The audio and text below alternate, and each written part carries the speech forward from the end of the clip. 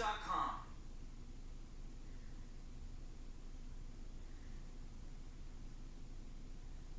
First question. Hi, thank you, Mr. President.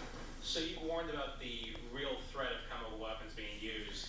Have you gathered specific intelligence that suggests that President Putin is deploying these weapons, moving them into position, or considering their use? And will the U.S. or NATO respond with military action if he did use chemical weapons? Nice. On the first question, I can't answer that. I'm not going to give you intelligence data, number one. Number two, we would respond. We would respond if he uses it.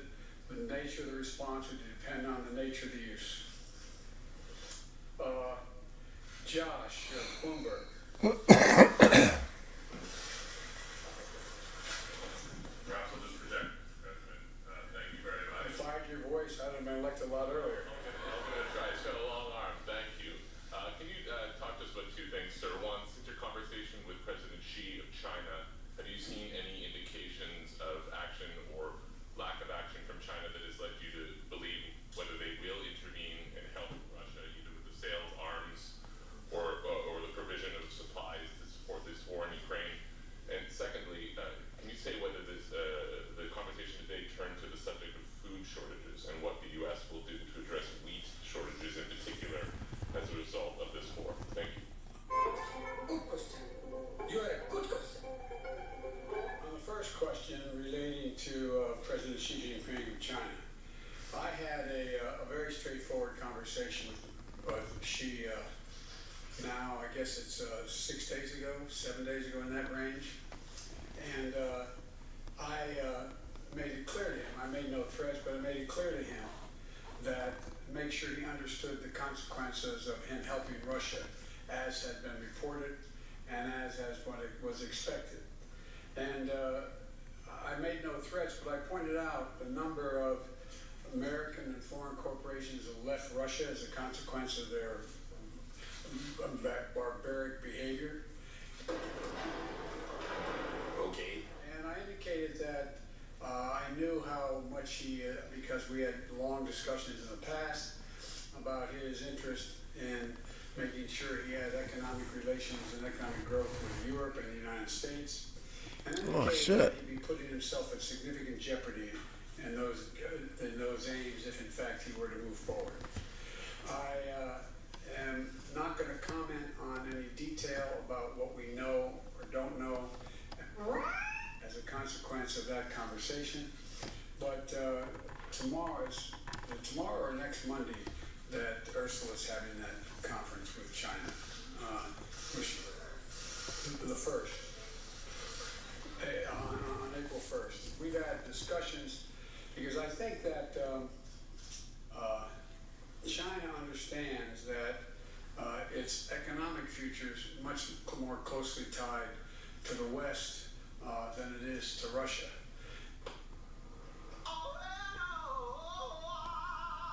So I'm hopeful that he does not get engaged. We also did discuss today that there's a need for us to set up, NATO to set up, and the EU to set up a system whereby we have an organization looking at who has violated any of the sanctions and where and when and how they violated them. And that's something we're going to put in train. It's not done yet. So with regard to Xi, I have nothing more to report. With regard to food shortage, yes, we did talk about food shortages. And it's going to be real. The price of these sanctions is not just imposed upon Russia, it's imposed upon an awful lot of countries as well, including European countries and our country as well. Oh my God! Wow! And because both Russia and Ukraine have been the breadbasket of Europe in terms of wheat, for example, just give you one example. But we had a long discussion in the G7 with both the United States, which has a significant, the third largest producer of wheat in the world.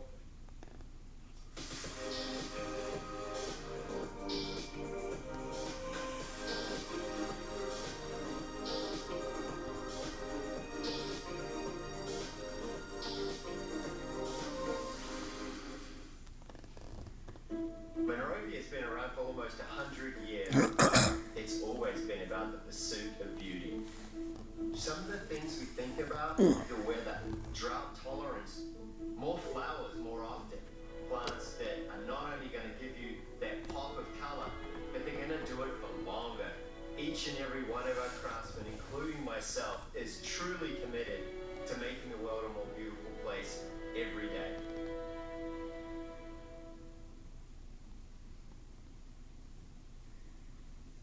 As well as Canada, which is also a major producer.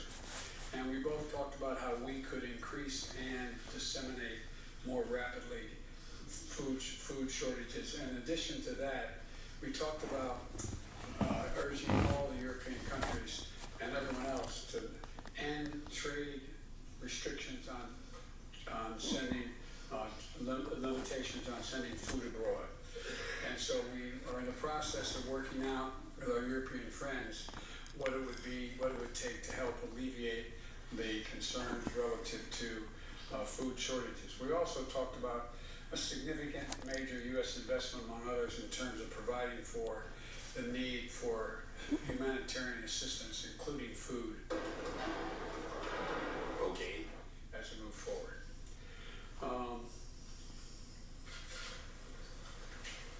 Tarina of the Wall Street Journal. Watch out, you're hitting the head there now. Mr. President, in your view, does President Zelensky need to cede any Ukrainian territory in order to gain a ceasefire with Russia, or is that completely off the table? And then also, do you think that Russia needs to be removed from the G20? I see. Why? On the latter point, my answer is yes. It depends on the G20. That was raised today, and I raised the possibility if that can't be done, if Indonesia and others do not agree, then we should, in my view, ask to have both Ukraine be able to attend the meetings, as well as basically Ukraine being able to attend the G20 meeting and observe. With regard to, what was the first question?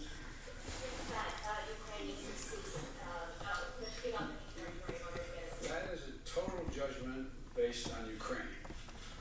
Nothing about Ukraine without Ukraine.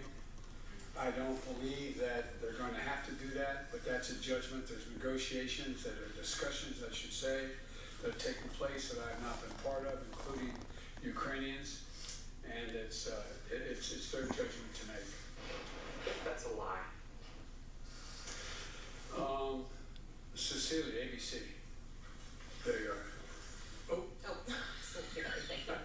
Sir, you've made it very clear in this conflict that you do not want to see World War III.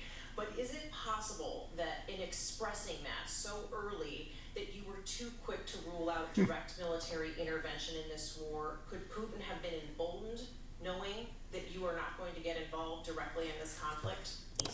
Good question. No one know. Do not believe that.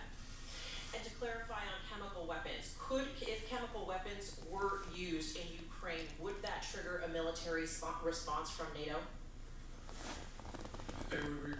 It would trigger a response in kind. Whether or not you're asking whether NATO would cross, we make that decision at the time.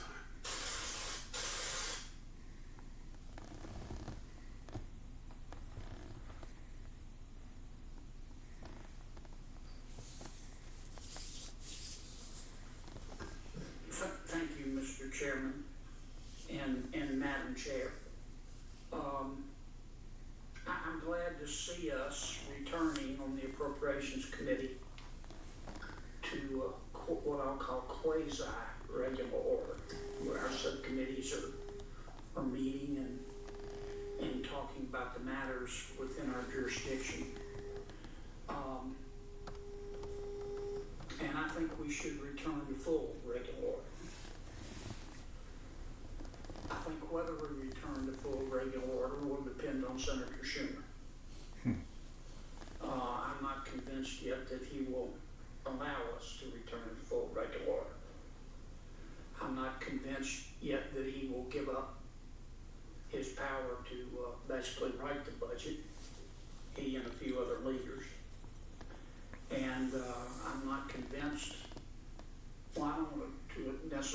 described this to Chuck, many people like an omnibus because they can hide the spending. And because they have enough internal power to get what they want. And for everybody else, it's too bad. So I hope that we'll all encourage Senator Schumer to actually bring the bills to the floor, because that's going to be the true test. We can all meet and ask all these questions and pour over budgets that never have a chance to pass. It's going to depend on Senator Schumer, and that's kind of the bottom line. Mr. Secretary, yesterday you testified in judiciary that you support an assault weapon ban, and we didn't have much time to talk about that. Tell me your definition once more of an assault weapon. Senator, we did indeed have a brief exchange on that very important subject. I'm not an expert Right. with respect to the definition of the assault bans, and so I defer. You are the Secretary of Homeland Security. I was about to say, I defer to the experts. I defer to, for example, the definition of an assault weapon that was codified in the prior iteration of the legislation that was passed and that was in operation when I served as an assistant United States attorney and the United States attorney in the Central District of California. So you would support the prior definition under? Senator, I must defer to the experts with respect to the definition, but I will tell you, for example, military-style weapons are of tremendous concern. We are seeing too much devastation. How do you define, but I mean, you personally think we should ban assault weapons, and I know you to be an intelligent man and a thinking person, so I know you've thought about it. What is it about a military, what do you mean by a military-style weapon? Senator, I really must say that you are probing a very, very important area, definitionally, in which I do not have the requisite expertise. I will say this.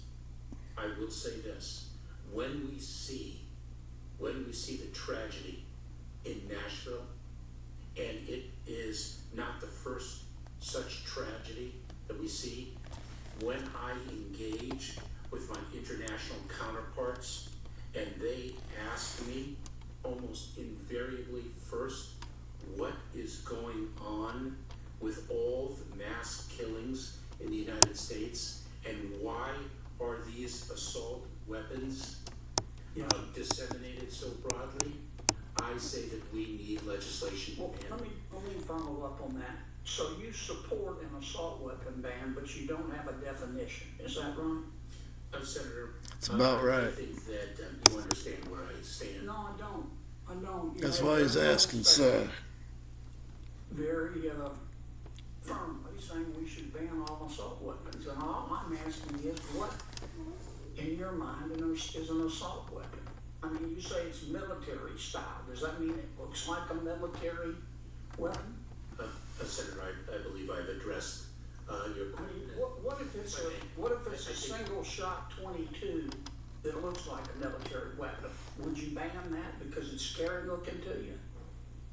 Senator, I think I've addressed your question to the best of my abilities. But you haven't. I mean, I'm trying to understand. You're Secretary of the Department of Homeland Security, and as is your right as an American, you believe we should ban assault weapons. But it bothers me, you can't tell me what you would ban.